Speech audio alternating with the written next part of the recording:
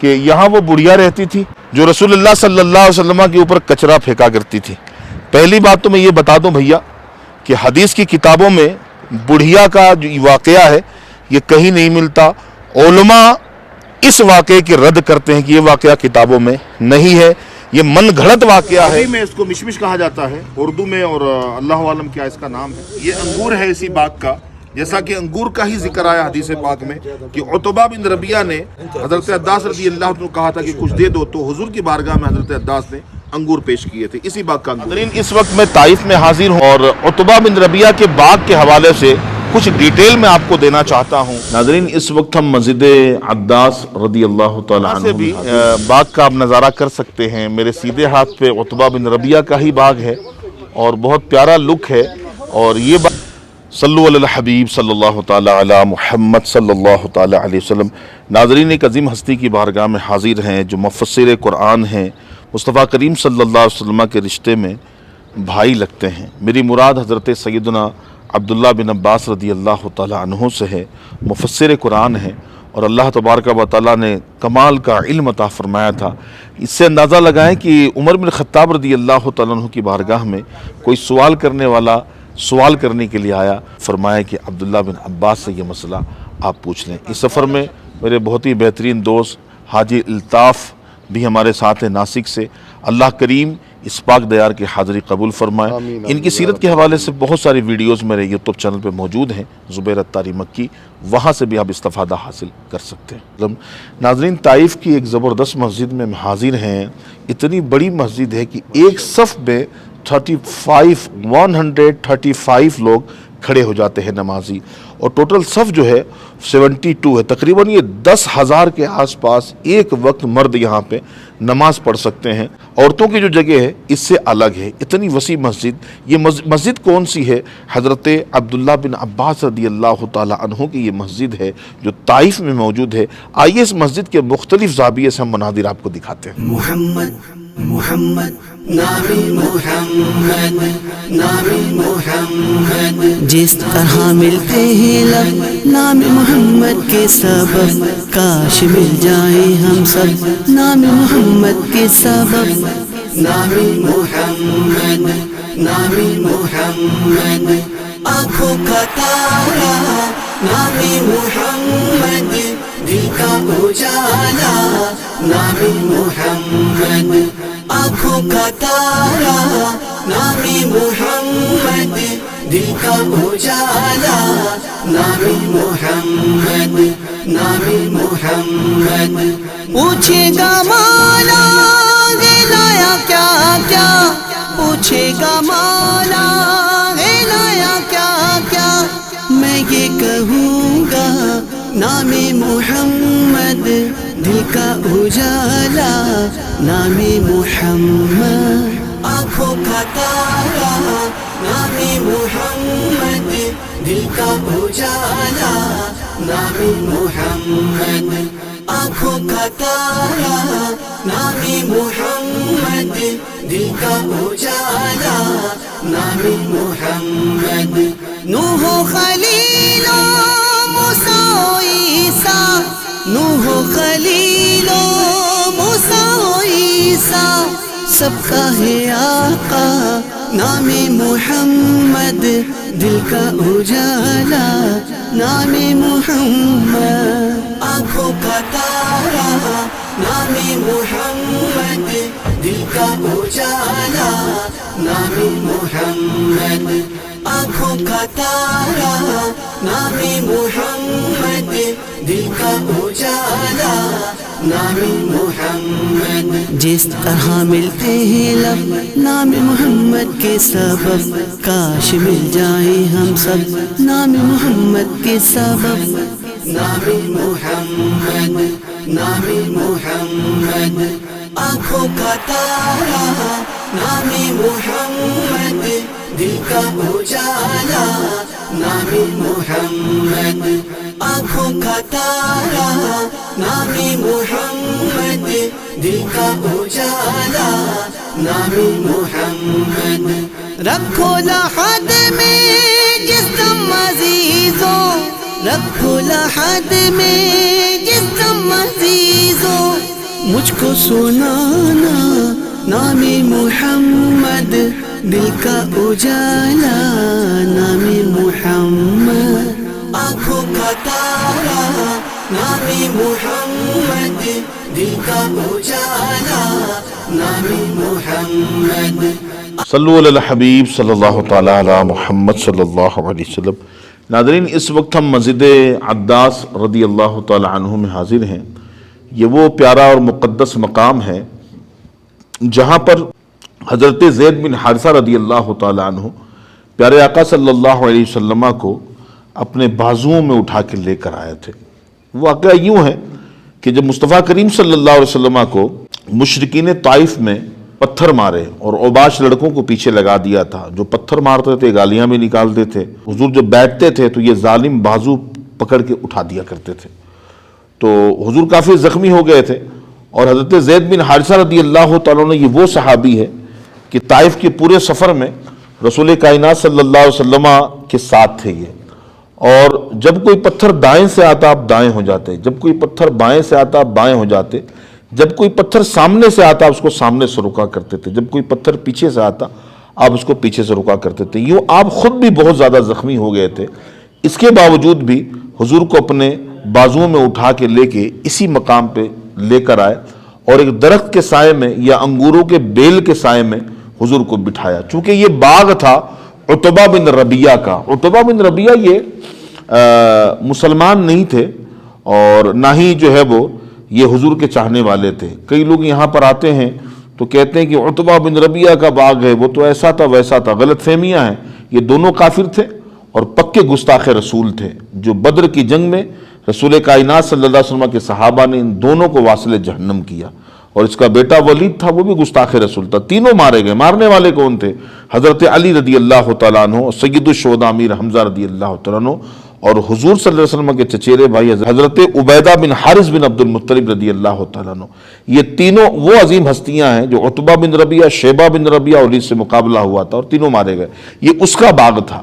اب یہ ہے کہ اس نے کہا تھا کہ فلاں فلاں قبائل پہ ان پہ لعنت ہو کہ انہوں نے محمد کے ساتھ کیا کیا ہے صلی اللہ علیہ وسلم. اب اس کے اندر ہمدردی کیوں آئی؟ دیکھیں میں بتاتا ہوں. اس کے پیچھے لوجک یہ ہے کہ یہ تھا قریشی اور حضور بھی قریشی تھے. تو اگر ایک قبیلے کے لوگ ہوں، اگرچہ آپس میں دشمنی ہو بھی، لیکن کہیں نہ کہیں قبائل کی ہمدردی نکل کے سامنے آتی ہے. تو ان مانو کر اس نے کہا کہ عداس سے کہا کہ کچھ دے دو اس کو. عداس آئے انگور کا کھوشہ لے کر اور کہا کہ یہ لو. حضور صلی اللہ علیہ وسلم نے جب لیا تو فرمایا بسم اللہ الرحمن الرحیم. عداس نے جب یہ سنا تو کہا کہ اس علاقے کے لوگ تو یہ نہیں پڑھتے، آپ نے کیا پڑھا ہے؟ تو حضور صلی اللہ علیہ وآلہ وسلم نے فرمایا عداس سے کہ تم کون ہو؟ تو اس نے کہا کہ میں عداس میرا نام ہے اور میں نینوا کا رہنے والا ہوں، عیسائی مذہب سے میرا تعلق ہے. حضور صلی اللہ علیہ وسلم نے فرمایا کہ نینوا تو میرے بھائی یونس علیہ السلام کا شہر ہے. عداس کہتے ہیں کہ میں تو جب نینوا کو چھوڑا ہوں تو چند لوگ ان کو جانتے تھے، 10 سے 12 افراد. تو آپ کیسے ان کو جانتے ہیں؟ تو حضور صلی اللہ علیہ وسلم نے فرمایا کہ دیکھو وہ بھی نبی تھے اور میں بھی نبی ہوں. حضرت عداس نے چونکہ اہل کتابی تھے، یہ مسیح تھے، اور انہوں نے پہلے بھی بتایا تھا کہ میں عیسائی مذہب سے تعلق ہے میرا، کیونکہ پچھلے کتابوں پر ان کو علم تھا. تو حضور صلی اللہ علیہ وسلم کے بارے میں جب انہوں نے جانا کہ آخری یہ محمد صلی اللہ علیہ وسلم ہے، تو یہ بھی جان گئے کہ آخری نبی ہیں یہ پیغمبر اسلام محمد رسول اللہ صلی اللہ علیہ وسلم. تو یہ جو تھے حضرت عداس رضی اللہ تعالیٰ، کبھی حضور کا امامہ چوم رہے، کبھی حضور کی پیشانی چوم رہے، کبھی حضور کے بازو چوم رہے، کبھی حضور کے قدم چوم رہے اور رونے لگے. پھر یہ دائرہ اسلام میں داخل ہو جاتے ہیں اور مسلمان بن کے شرف صحابیت سے یہ معمور ہوتے ہیں. یہ اس مقام کا ایک واقعہ ہے جو عتبہ بن ربیعہ کا یہ باغ تھا. اب خیر مسلمانوں کی بہت بڑی پراپرٹی ہے ایک، اور کئی اس باغ کے حصہ دار ہیں. آئیے چند جھلک ہم اس باغ کے بھی دکھاتے ہیں، چند مناظر اس مسجد کی بھی دکھاتے ہیں. غلط فہمی بہت زیادہ عام ہے طائف کی زیارتوں کے حوالے سے. ہوتا کچھ لوگ بیان کچھ کرتے ہیں، غلط بیان سے بچا کریں. اور زبیر اتاری مکی یوٹیوب چینل کے ذریعے سے بہت ساری باتوں کا آپ کا علم ہو سکتا ہے، ضرور دیکھیں. اور کوئی بات ہمارے چینل سے بھی سمجھ میں نہ آئے تو ہمارے چینل میں آلریڈی نمبر ہیں، آپ اس سے بات کر سکتے ہیں اس حوالے سے. اس وقت ہم مسجد کے باب الرئیسی یعنی مین دروازے پہ کھڑے ہیں، اور یہ باہر کا حصہ ہم آپ کو دکھا رہے ہیں. یہ وہی مسجد ہے جہاں پر پیارے آقا صلی اللہ علیہ وسلم کا قیام رہا اور عداس نامی شخص دار اسلام میں داخل ہوئے، حضور صلی اللہ علیہ وسلم کے صحابہ میں شامل ہو گئے۔ یہ مسجد کے لیفٹ طرف کا جو حصہ ہے وہ ہم آپ کو دکھا رہے ہیں، اور یہ درخت جو ہے جو آپ دیکھ رہے ہیں، جس درخت کے پاس ہم کھڑے ہیں، یہ عام درخت نہیں ہے۔ اس کا پھل جو ہے، اس پھل کو حدیث میں کہا گیا کہ جنتی پھل ہے، اور حضور نے فرمایا کہ جنت کے میووں میں سے ایک میوہ ہے۔ پتہ ہے کون سا ہے؟ یہ تین کا درخت ہے، اور قرآن پاک میں اس کے پھل کا ذکر ہے، وَالتِّينِ وَالزَّيْتُونِ وَطُورِ سِينِينَ وَهَذَا الْبَلَدِ الْأَمِينِ لَقَدْ خَلَقْنَا الْإِنسَانَ فِي أَحْسَنِ تَقْوِيمٍ۔ یہ جو پھل ہے یہ اس آیت میں اسی کا ذکر ہے، اور زیتون کا ذکر ہے، وَالتِّينِ وَالزَّيْتُونِ۔ تین اس کو کہا جاتا ہے جس کو ہم انڈیا میں، پاکستان میں انجیر کہتے ہیں۔ انجیر ہی تین ہے، تین ہی انجیر ہے۔ پھل اگر لگا ہوگا تو آپ کو دکھاتے ہیں ہم۔ ہاں یہ دکھائیں، اس کو زوم کریں۔ یہاں پہ اندر 4 پھل لگے ہوئے ہیں، یہ دیکھیں اس طرف آیا، زوم کیا؟ ہاں، یہ جنت کے میوے میں سے ایک میوہ کہا گیا ہے، اور اوپر کی جانب بھی ہے۔ اس کو زوم کر کے لیں بیٹا، زوم کر اس کو۔ بہت سارے افراد کہ ادھر بھی نہ نیچے، ہاں اصل نیچے بھی بہت تھے۔ یہاں سے باغ کا آپ نظارہ کر سکتے ہیں، تین بھی ہے، توت بھی ہے، کیلے کے بھی درخت ہیں، اور یہ سارے تین کے درخت ہیں، اور بھی کئی ایسے پھل ہیں جو یہاں پر ماشاءاللہ لگے ہوئے ہیں۔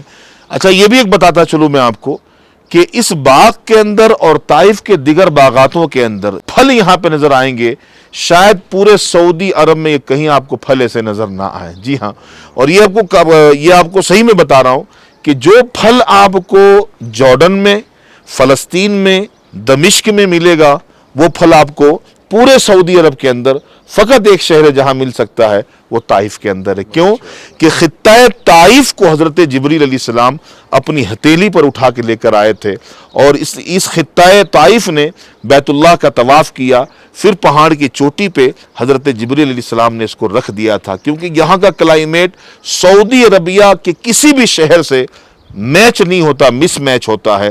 بلکہ مکہ 100 کلومیٹر کا فاصلہ ہے، لیکن مکے میں جائیں گے تو گرمی لگے گی، یہاں آئیں تو ٹھنڈی ٹھنڈی ہوائیں بھی چل رہی ہے۔ تو یہ کلائمیٹ کسی بھی شہر سے یہاں کا کلائمیٹ میچ نہیں ہوتا ہے۔ اور کئی درخت ایسے ہیں جو جارڈن میں جو درخت ملیں گے آپ کو، وہ درخت یہاں پر بھی نظر آتے ہیں۔ چونکہ میرا جارڈن بھی جانا ہوا ہے، کئی دن میں جارڈن میں رہا ہوں، وہاں کے حالات احوال کو میں جانتا ہوں، تو کئی درخت ایسے ہیں جو وہاں ہم نے دیکھے ہیں، اور تقریباً سعودی عربیہ کا میں نے وزٹ کیا ہے، لیکن کہیں بھی وہ درخت نظر نہیں آتے سوائے خطہ طائف کے اندر۔ یہ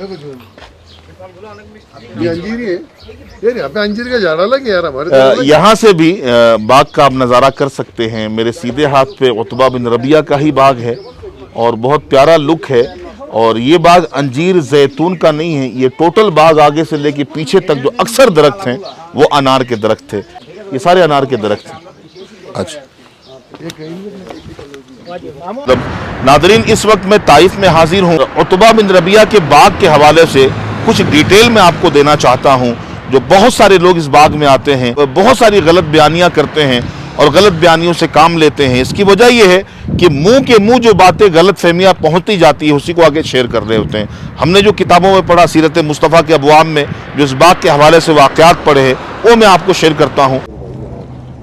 یہ پورے ورلڈ میں ایک حق بات ہے نا، مطلب جو چیزیں رہتی ہیں تفاح قریش، هذا تفاح قریشی، تفاح کہتے ہیں تفاح سیب کو، قریشی۔ ایوہ تفاح بولتے ہیں سیب کو، اور اس کا نام ہے تفاح قریش۔ یہ اسی باغ کا یہ بھی ہے، یہ سیب کی طرح لگتا ہے، اسمال سائز میں ہے، بالکل چھوٹا جو ہے، جیسا کہ آپ دیکھ رہے ہیں۔ اور یہ انگور ہے، یہ انگور ہے اسی باغ کا، جیسا کہ انگور کا ہی ذکر آیا حدیث پاک میں۔ عتبہ بن ربیعہ نے حضرت عداس رضی اللہ عنہ کہا تھا کہ کچھ دے دو، تو حضور کی بارگاہ میں حضرت عداس نے انگور پیش کیے تھے، اسی باغ کا انگور ہے یہ۔ وہ انہوں نے شاید کی تربوز انہوں نے یہاں پہ رکھا تو ہے، تربوز تو یہ رکھا تو ہے، لیکن تربوز یہاں کا نہیں ہے، بازار سے لا کے انہوں نے رکھا ہے۔ ناظرین، بہت سارے پھل ہیں جو عتبہ بن ربیعہ کے باغ کے ہی پھل ہیں۔ جب بھی یہاں پر آئیں تو ہمارے قریشی بھائی ہیں، ماں اسمو کا توت هذا 10 एक ريال मिनट देख लो हमारे भाई हैं 10 ريال जो जिनकी दुकान है सुल्तान कुरैशी। सुल्तान कुरैशी भाई हैं। هذا العلبة الثانية بتاعتها. خلي الشيخ يمسك هذا، يمسك هذا كذا، هاي بريه كذا. هذا من مزرعة دار. خلي طريق कहाँ का है ये बता وين हम السلام هذا من المزرعة فريش. ये कह रहे हैं कि उतबा बिन रबिया की ही बात का है। ये हमारे सुल्तान कुरैशी हैं। يا باغان का निकाराया. उर्दू भी बोलने की कोशिश कर रही है। باغان इसी बाग का है, इसी बाग का है ये। अहमद कुरैशी, कुरैश कबीले से इनका ताल्लुक है और ये तूत है जैसा कि قريش أهل الحرب. हलाल क्या إيه. खाओगे حلال. जुगर भी खाओगे يا باغان का निकाराया. جيب الشرب.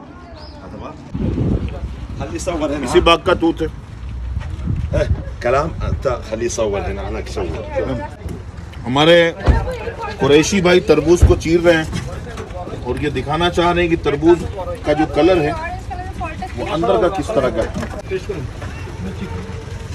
माशाअल्लाह آمين. سام. سكر ولا ما في سكر؟ माशाअल्लाह سكر فريش فريش. फ्रेश फ्रेश ये खूप मिष्टी बहुत जबरदस्त है। এটা আমাদের মা বাবা বাংলাদেশে ভরির মতো এটা মিষ্টি كويس؟ कम 10 ريال 10. دقيقة. كويس؟ تعال والله ما حرام زي العسل هذا.